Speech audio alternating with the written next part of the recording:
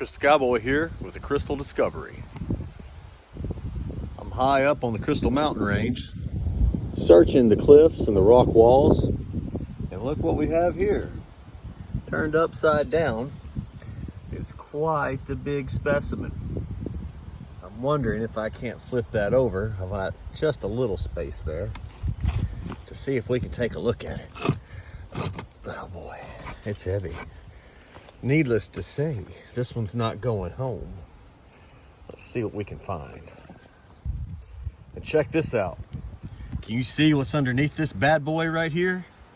This must be flipped over and investigated. What do we see down there? Many more crystals.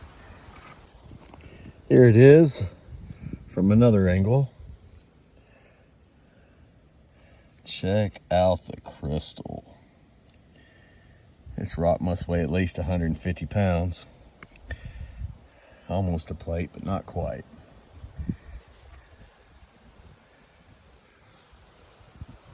I'm afraid this is the best angle I'm going to get. Yeah, let's get down in there. See what there is to see. Look at that. Beautiful and hidden. So well hidden.